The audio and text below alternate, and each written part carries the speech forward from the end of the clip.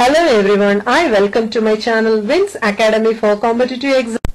In this video, we are going to see source conversion, that is voltage source to current source. Similarly, current source to voltage source, mesh analysis, nodal analysis and some problems that are asked in the competitive exams. Our learning objectives are source conversion, that is voltage to current, current to voltage, mesh analysis, nodal analysis and problems. So for solving electrical circuits, we need the source conversion. That is, we have to convert either voltage source to current source or current source to voltage source. So first we are going to see how to convert a voltage source to a current source.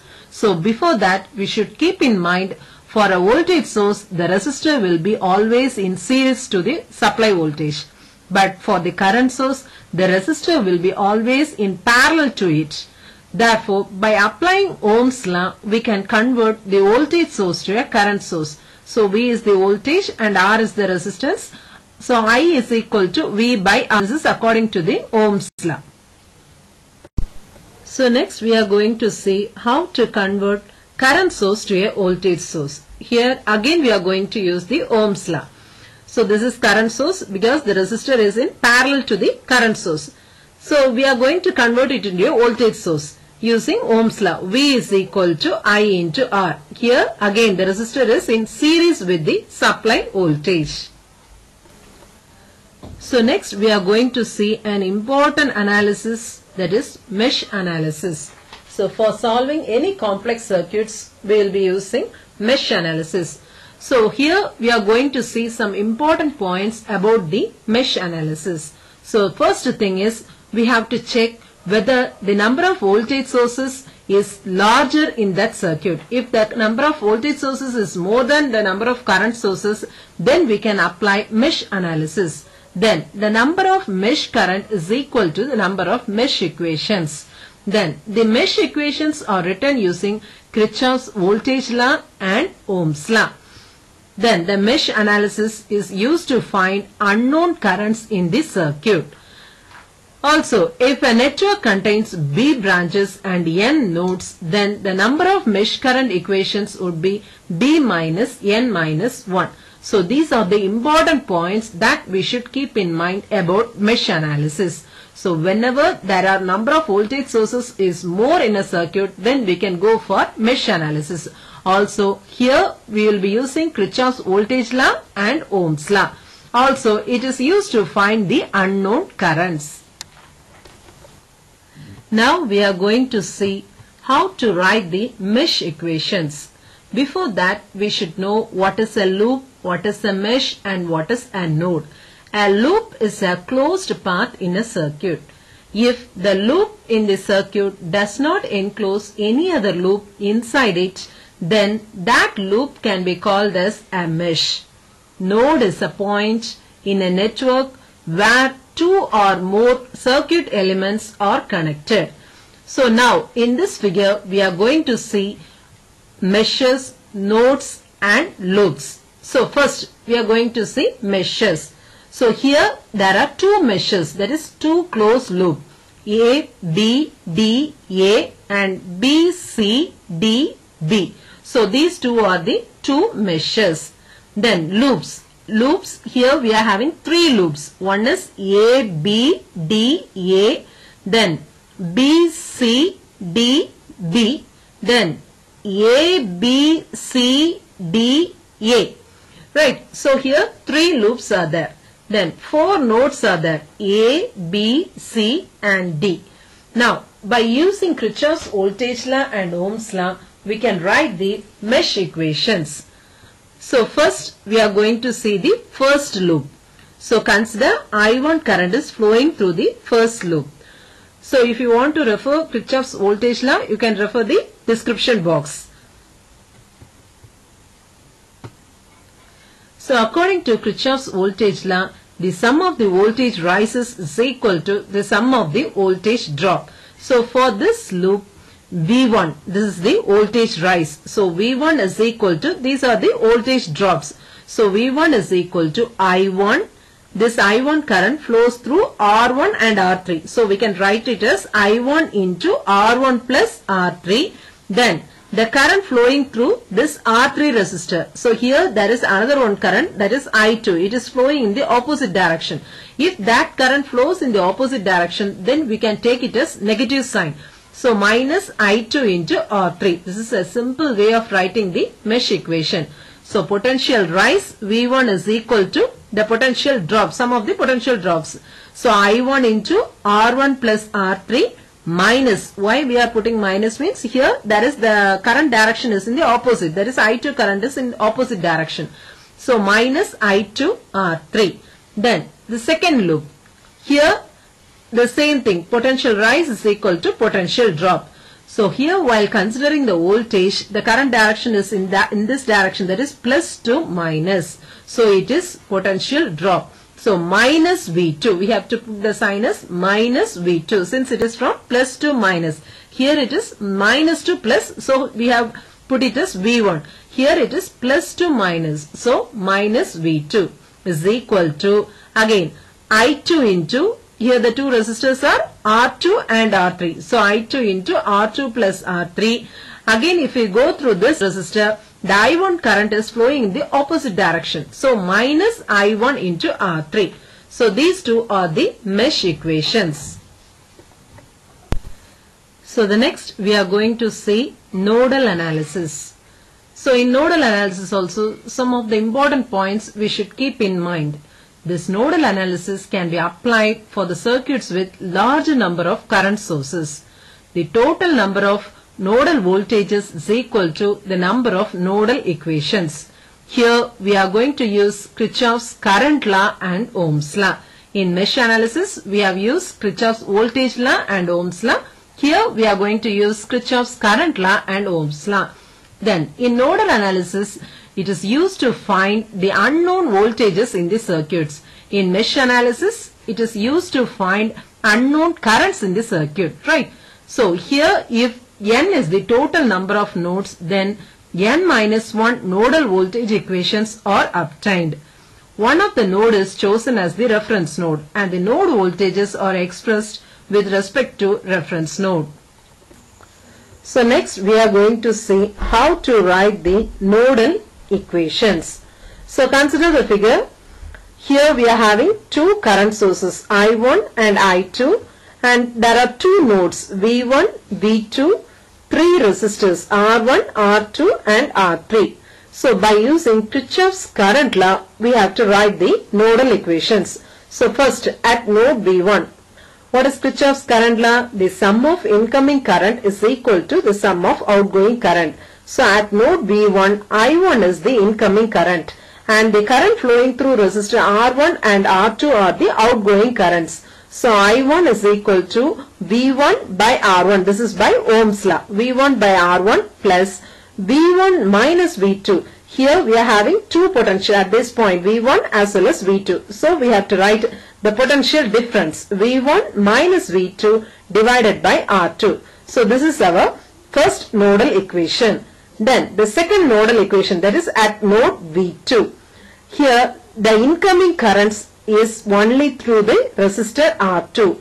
Outgoing currents are through resistor R3 as well as to the current source I2. So we can write I2 plus V2 by R3 is equal to then the potential difference. Higher potential minus lower potential. So V1 minus V2 divided by R2. On rearranging this equation, you will be getting minus I2 equal to V2 minus V1 divided by R2 plus V2 by R3. So these two equations are the standard equations. Next we are going to see some of the problems that are asked in the competitive exams. So first, three parallel branches are connected across a DC source as shown in figure. What is I1 is to I2 is to I3. We have to find this ratio. So this is the circuit shown. E is the potential applied. I1, I2, I3 are the branch currents and the resistor values are 2R, 4R and 6R. So here we are going to use Ohm's law. I is equal to V by R. So first we have to apply the Ohm's law for the first resistor, then second resistor, then third resistor. So we will be getting I1 is equal to E divided by 2R, I2 is equal to E divided by 4R, I3 equal to E divided by 6R. Now we have to find the ratio. I1 is to I2 is to I3. So you will be getting 1 by 2 is to 1 by 4 is to 1 by 6. Next, take LCM of the denominator. So its value is equal to 12. Then multiply this value with the numerator. So you will be getting I1 is to I2 is to I3 is equal to 6 is to 3 is to 2. So option C is the right answer. So next problem. In the given figure, the value of resistance R in ohm is. So in this circuit, we have to find what is the value of resistor R. So since here we are having voltage source, we can use mesh analysis. So first of all, we have to assume the current direction. If the current direction is not given in the figure, we have to assume the current direction. So for the first mesh, the I1 current is in this direction. For the second mesh, they have given the current as 2 ampere. This is in this direction. So we have to take the I2 current also in this direction. Right. Now, by using Kirchhoff's voltage law, we can write the mesh equation for the first loop. So here the sum of the potential rise is equal to the sum of the potential drop. So 100 volt is equal to 20 into I1. 20 into I1 means 10 plus 10 into I1. Then the current flowing through this resistor is in opposite direction, I2 current. Therefore minus 10 into I2. So this is our first mesh equation. So in the problem itself, they have given the I2 current is equal to 2 ampere. So we have to substitute this I2 in the first mesh equation. So you will be getting the value for I1. I1 is equal to 6 ampere. Next, for the second mesh, similarly, minus 10 I1. Since this I1 current is in the opposite direction. So minus 10 I1 plus, we have to add both the resistors. That is 10 plus R into I2. That is equal to 0. Now we have to substitute the I1 current value as well as I2 current value. So you will be getting the resistance R is equal to 20 ohm. So option B is the right answer. So next problem. In the figure given below, the value of R is. So we have to find what is the value of R. So this problem can be solved using mesh analysis, also by using Ohm's law. So here I am going to solve it using Ohm's law. Also remember, when the resistors are connected in series, then equivalent resistors is equal to R1 plus R2. If the resistors are connected in parallel, and also if both the values are same, means then equivalent resistance is equal to R divided by 2. So we should keep this in mind. Equivalent resistance is equal to R divided by 2. Now, from the figure, total voltage is equal to 100 volts. Total current is equal to 8 ampere. Then total resistance. Total resistance is, this R is in series with this two 10 ohm resistors. So these two 10 ohm resistors are in parallel. If two resistors are in parallel and having the same value, means then we can write it as R by 2. That means 10 divided by 2. That is equal to 5 ohm. So here we are having two resistors. One is R and another one is 5 ohm resistor. Therefore total resistance is equal to R plus 5. Now by using Ohm's law, V is equal to I into R. Then we have to substitute it. 100 is equal to 8 into R plus 5. Then 100 minus 40 is equal to 8R. Finally you will be getting R is equal to 7.5 ohm. So option C is the right answer. So next problem. In the figure, RA, RB and RC are 20 ohm, 10 ohm and 10 ohm respectively. The resistances R1, R2 and R3 in ohms of an equivalent star connection are. So here delta connection, this is delta connection, we have to convert it into the corresponding star connection. For delta connection, the resistance values are given RA, RB and RC. So for the corresponding star connection, we have to find what is R1. R2 and R3. So already we have seen this star to delta conversion as well as delta to star conversion. If you have any doubt, you can refer the description box. So R1 is equal to RB into RC divided by RA plus RB plus RC. R2 is equal to RC RA divided by RA plus RB plus RC. R3 is equal to RB RA divided by RA plus RB plus RC. So here we are going to write the corresponding values for the star connection. So we can keep that star inside this delta.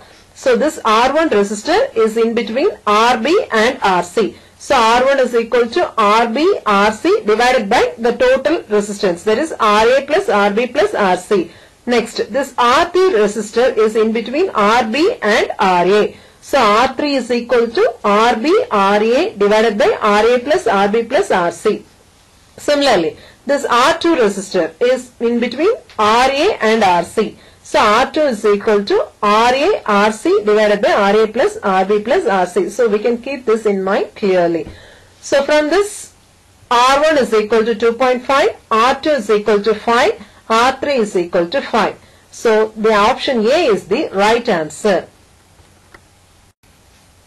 So next problem, the voltage source is represented as shown in the figure. We have to find out the equivalent current source.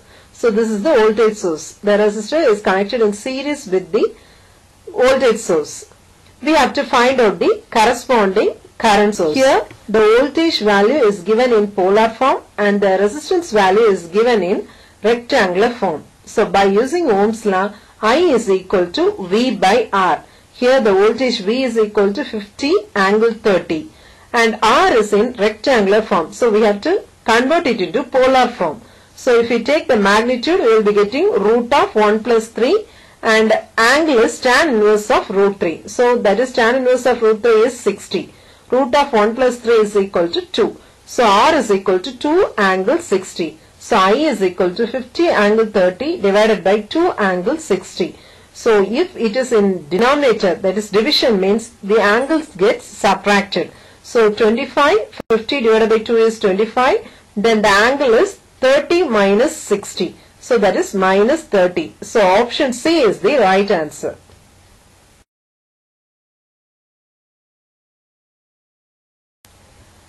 So next problem. A 330 ohm resistor is in series with the parallel combination of 4 1 kilo ohm resistors.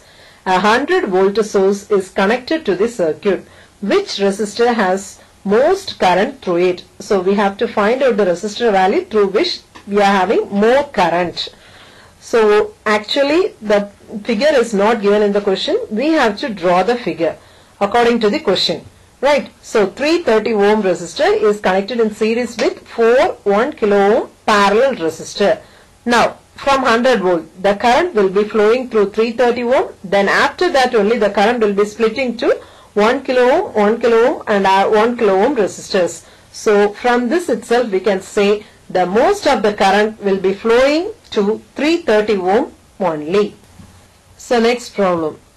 The voltage across 5 ampere source in the circuit is, we have to calculate what is the voltage across this 5 ampere source. So here two sources are there, 10 volt and 5 ampere current source. So easiest method is we have to convert this voltage source into a current source. So if you are converting this voltage source into a current source, here you will be having a current source and parallel with it you will be having a 5 ohm resistance. So like this. Then by using Ohm's law, we can calculate the current. So Ohm's law, I is equal to V by R. So that is equal to 10 divided by 5, that is equal to 2 ampere. So here we are having 2 ampere. Now two resistors are in parallel. So if two resistors are in parallel and having the same value means, then we can write the total resistance, the equivalent resistance is 5 divided by 2.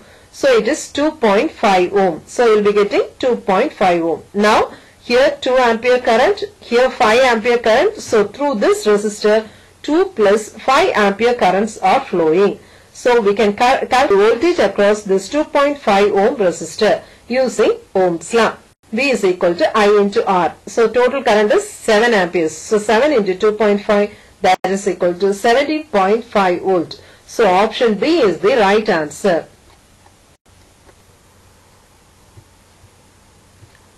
Now we have come to the end of the session. Let's summarize it. So first, source conversion, voltage to current, current to voltage. Always remember the resistor is in series with the voltage for voltage source, and the resistor is in parallel with the source, that is for current source. Mesh analysis, the circuits with larger number of voltage sources, we can use mesh analysis. Mesh equations are written using Kirchhoff's voltage law and Ohm's law. It is used to find the unknown currents in the circuits. Then nodal analysis, circuits with large number of current sources, we can use nodal analysis. The nodal equations are written using Kirchhoff's current law and Ohm's law. This is used to find the unknown voltages in the circuits. Then some problems that are asked in the competitive exams.